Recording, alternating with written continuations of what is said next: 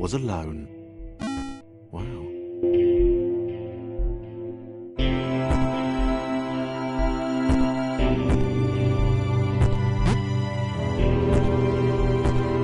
Thomas decided to start listing his observations for posterity.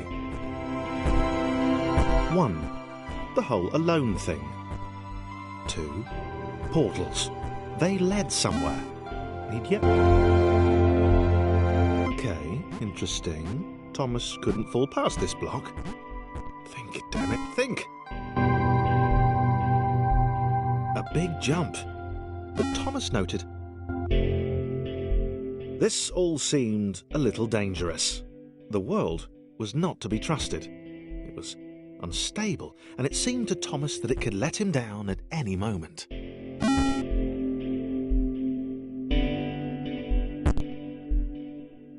Thomas wondered whether the portals were actually taking him anywhere. He felt like he was making progress, but there wasn't really any way to know. He seemed to be moving predominantly up and to the right, which might or might not. It might have been paranoia again, but Thomas could have sworn the world was becoming more complicated. It always seemed to be one step ahead of his skills. It had been designed just for him. He wondered why. Was the world testing him? No, too obvious. Something about the boiling, toxic, glowing water intimidated Thomas. He didn't like it. The loneliness was getting to Thomas. No amount of observation or obsessive note-taking could combat that.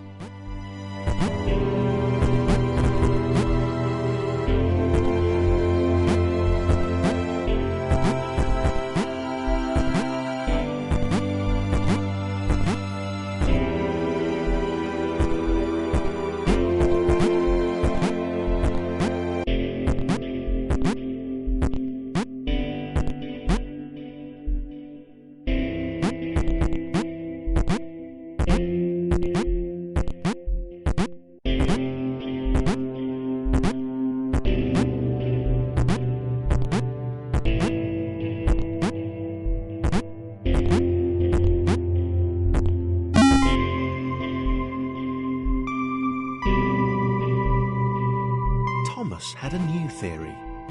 The world was training him. He could feel himself getting smarter. There was the mental list to consider. Over the minutes and seconds since his spontaneous generation, he'd become a pretty skilled jumper. He was evolving. He just wished he had someone to share it with.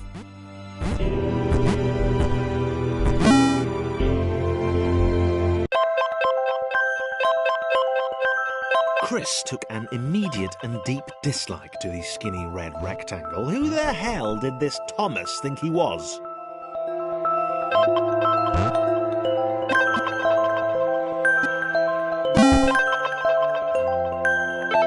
Chris had been doing fine. He wasn't the highest jumper, but he'd held his own. He'd even been graceful at times. Well, not actually. Not technically graceful. It's probably the wrong word, but, you know, fine. There was that skinny little runt leaping about like he owned the place.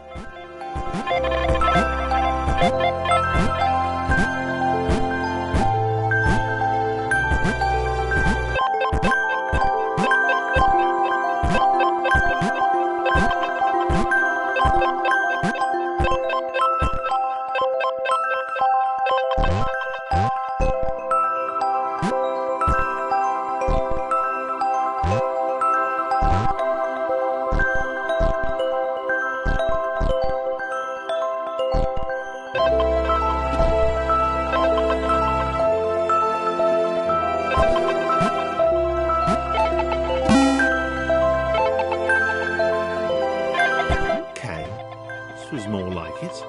A glowy white thing. Only Chris could get to it, which of course made it all the more enticing. What would it do? What new opportunity might this switch open up to him? Great. Another chance for Thomas to jump slightly higher than Chris. How fortunate. Seriously, this made the whole switch pressing thing entirely worthwhile.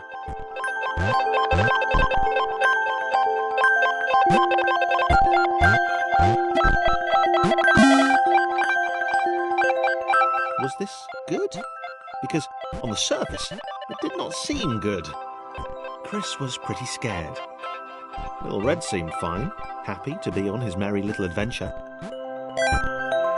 Chris couldn't shake the feeling that things had taken a significant turn for the worse since Thomas had joined him. Sure, he'd been able to piggyback his way to ever so slightly higher platforms, but where had that got him? Well, to ever so slightly higher platforms, which was sort of his point.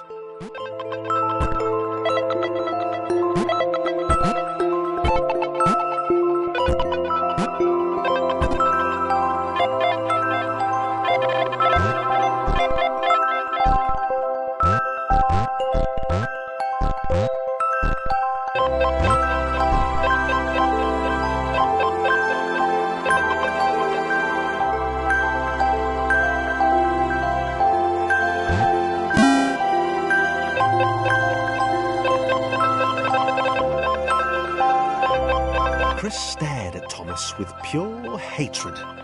He seemed so very happy at their situation. Friends together, a brave fellowship of quadrilaterals on a quest for greatness.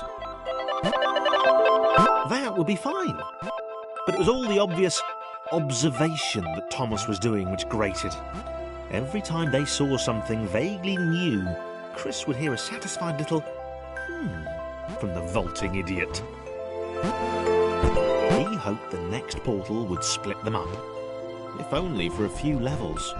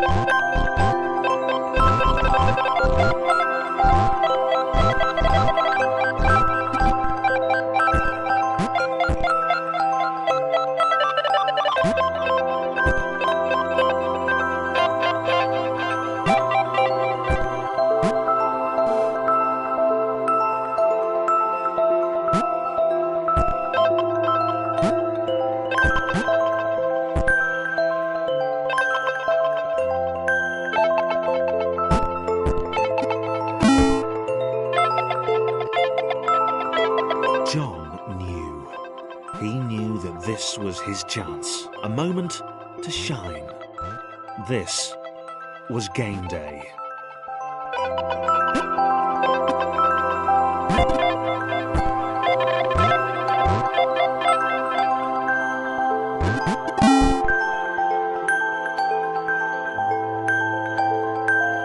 This would not do. John needed room to show off his exceptional skills.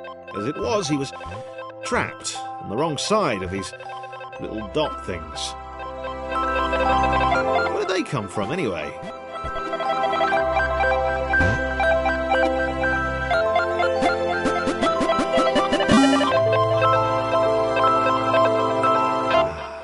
John inhaled the air of the open space, and it smelled of awesome. Time to flex those muscles, to put his training to use, time to show those little dots how it was done. John decided to press the switch, to let the little dots catch up with him. John cared for his new allies.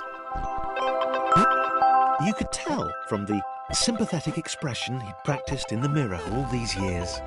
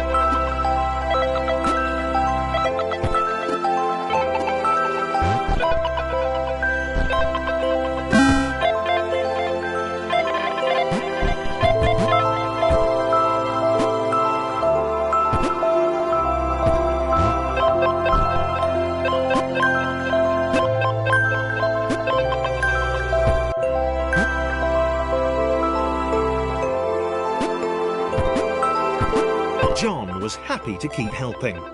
He felt it was important to his image that he was seen to help the little guys.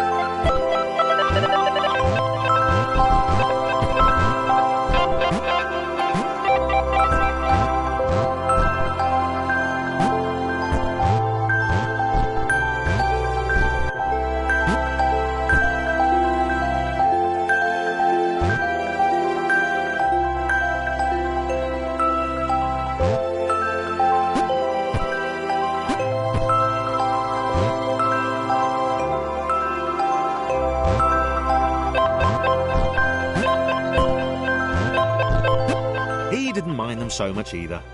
The red one, Thomas, had a charming way of applauding every time John jumped.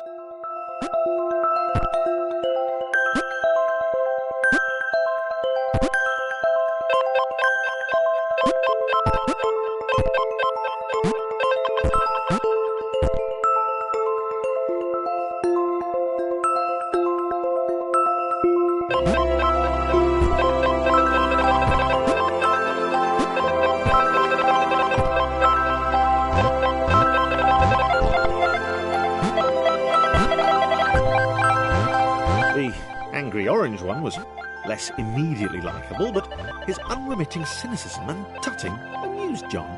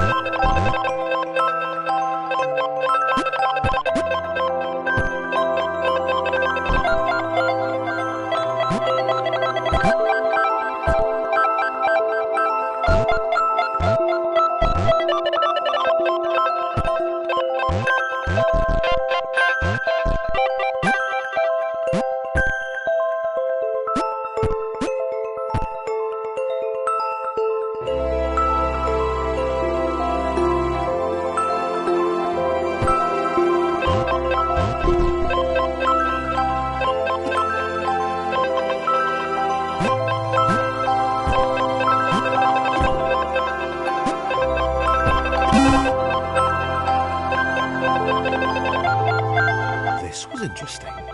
A floating target. This would require coordination, balance, and timing. John was sure the dots would be lost, but he was happy to guide them to triumph.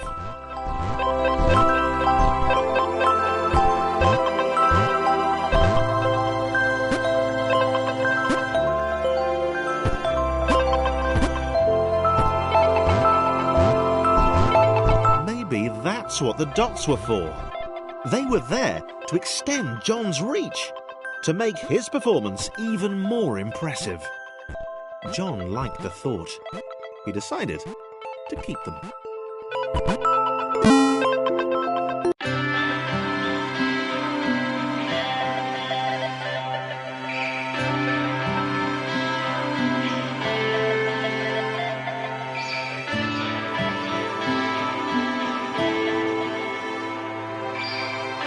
So, this was how Claire would die.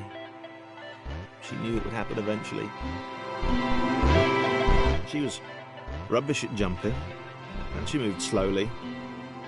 She felt a little like Her continued existence was breaking some kind of natural order. The crumbling pillar was a dramatic death, she supposed. Wait, what? Claire couldn't shake the feeling that she was not, in fact, dead. It was at that moment that Claire realised she had superpowers!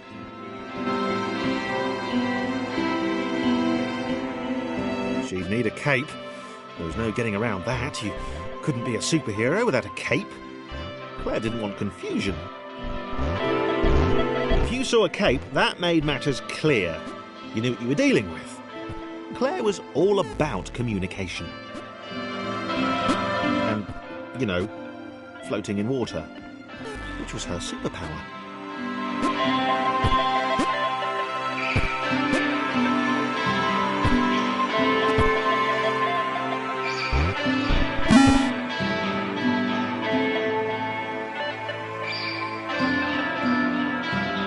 Right, fear not, my skinny friends, for I am Claire, and I will save you. Claire needed to come up with a superhero name as soon as possible. Claire was rubbish.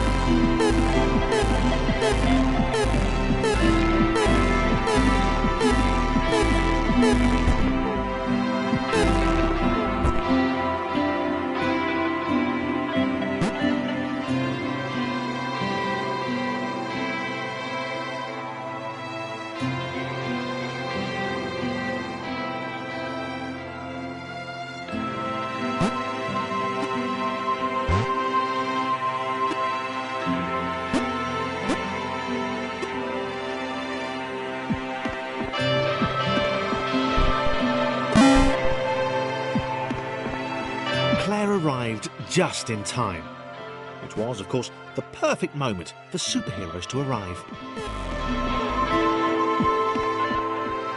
Claire arrived just in time, which was, of course, the perfect moment for superheroes to arrive.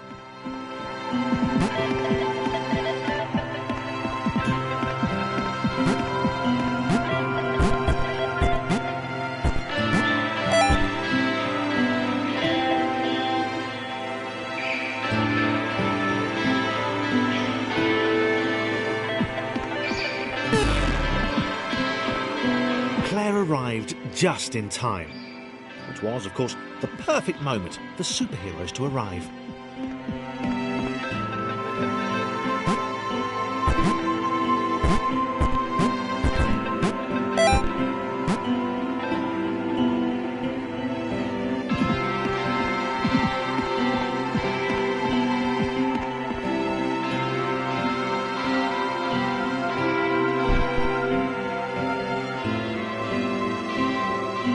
As the water began to rise, Claire vowed to save this little rectangle in as many restarts as it took.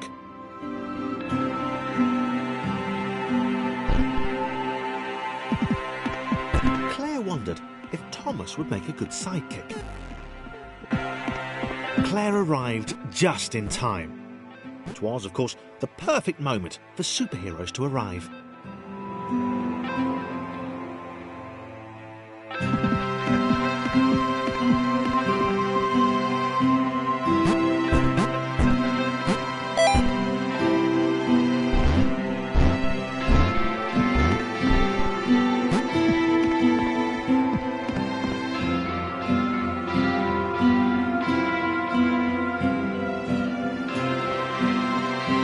As the water began to rise, Claire vowed to save this little rectangle in as many restarts as it took.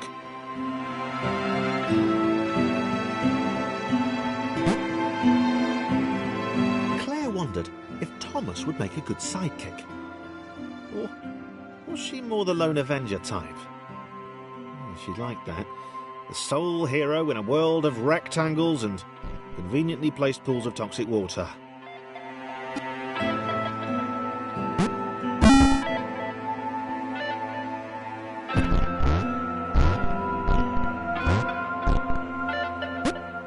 The others told Claire that staircases were a bit of a fixture here. Claire wondered why the world made it so difficult.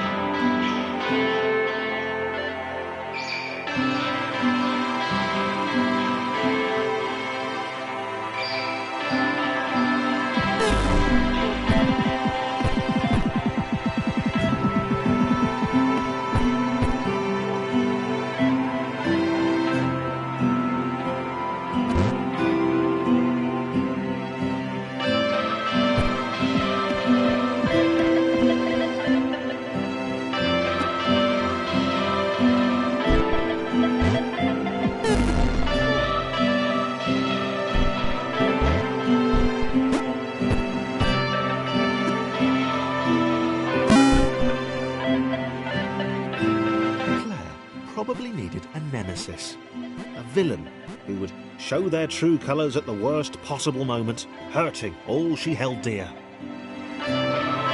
Chris was the most obvious choice. He seemed stroppy enough, and his jump was so pathetic that it conveniently avoided Claire's insecurities. Yes, Chris. Diabolical Chris. The fiendish Christopher.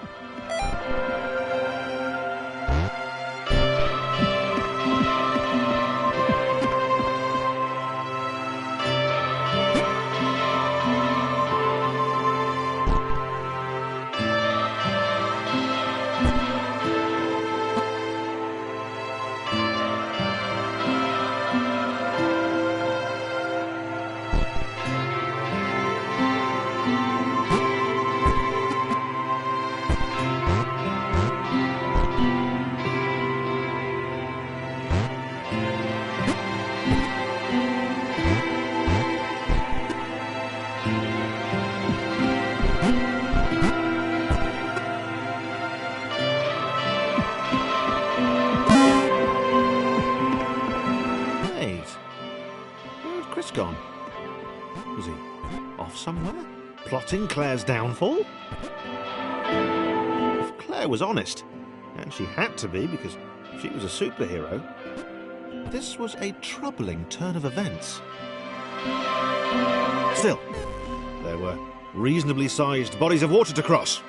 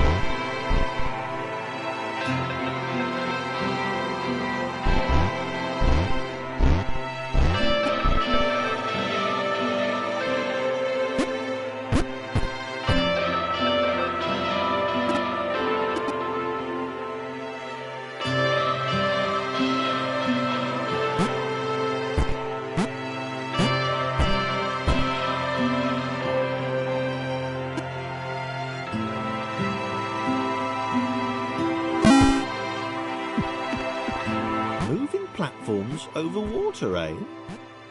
Claire's newly heightened senses told her that there were multiple paths across with various possible configurations of the little posse.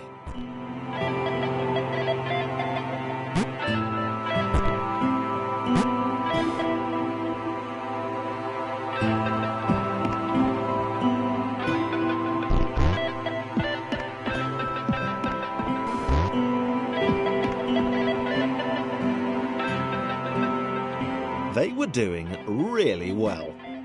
Claire hoped she could get them all across.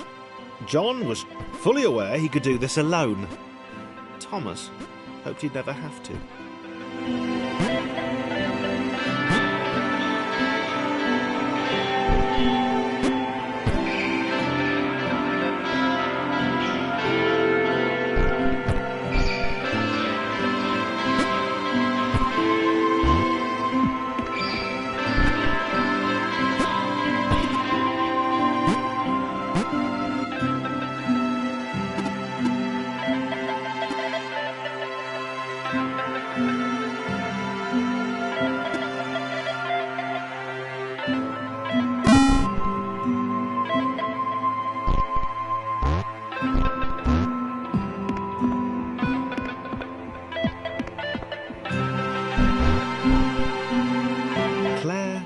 Alone, which was odd, because she wasn't meant to be alone. She needed to be where there were rectangles to save.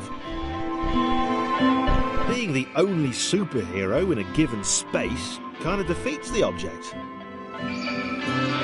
Spikes? That was new. Claire avoided them. She decided they were most likely her kryptonite. Not the rubbish red kryptonite either, the proper radioactive green stuff.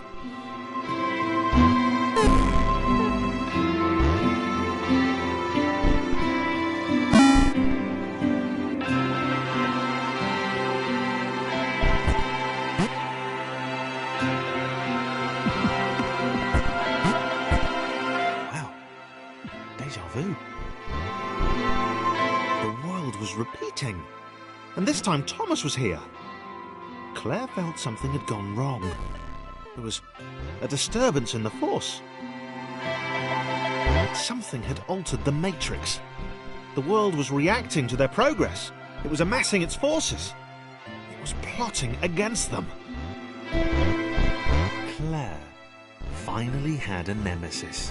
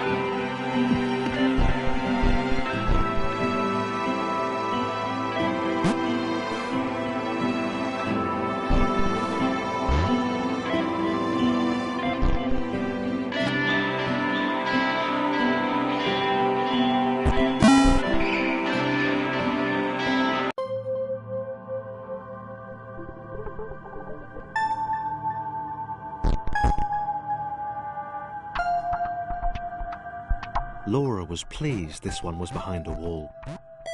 Maybe he'd never know what she could do.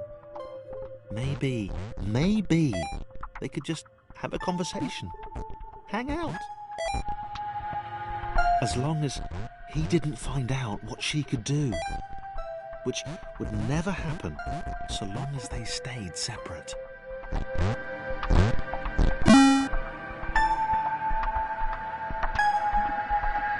Laura didn't have time to worry about the ominous pixel cloud.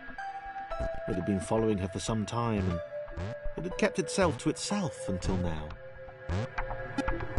More important was the little orange thing, which was...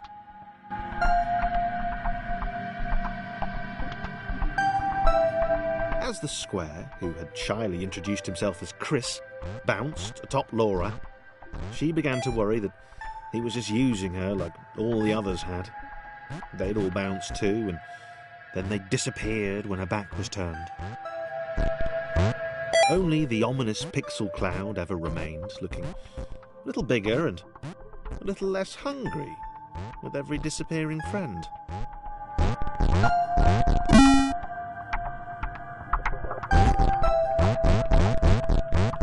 With every bounce, Laura found herself less and less irritated by Chris.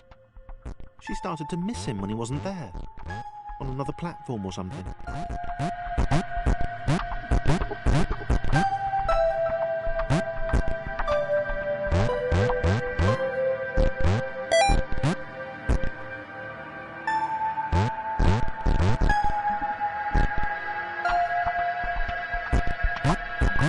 She'd wonder what he was up to. Was he missing her? He wasn't saying very much.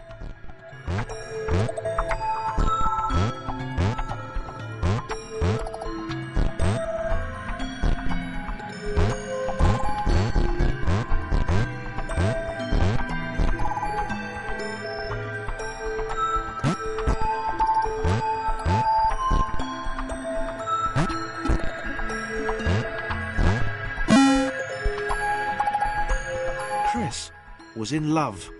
She was perfect. He had to tell her so. At some point, he would definitely tell her. Probably best to wait for a moment the large, ominous pixel cloud wasn't about, though. Yeah, probably best to wait.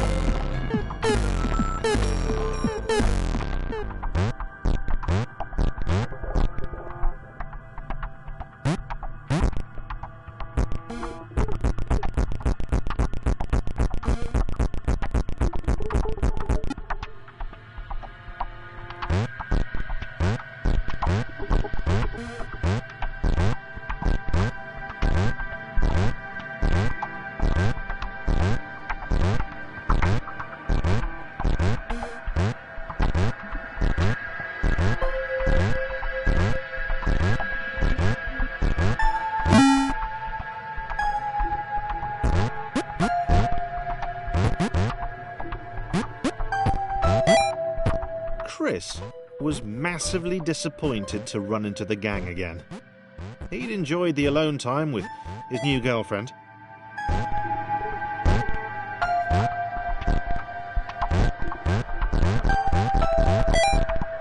Was it too early to refer to Laura as his girlfriend? Only if I say it out loud, he told himself. He didn't want to scare her off.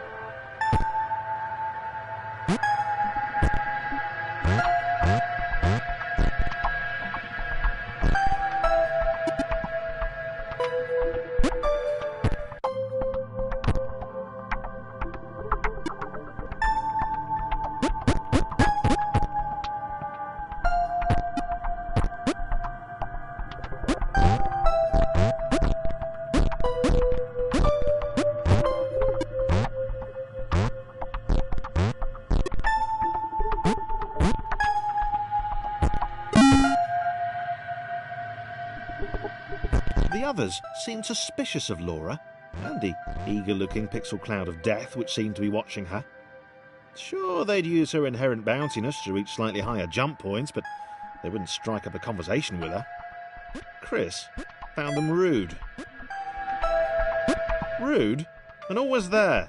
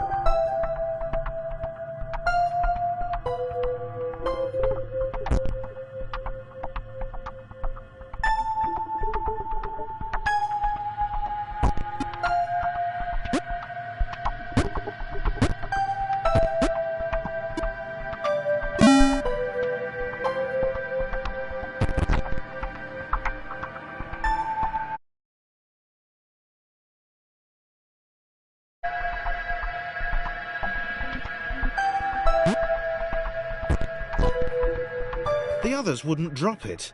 Who's that cloud guy? Why is he following us? What's that rumbling hungry sound he keeps making? Chris, can we just leave Laura behind?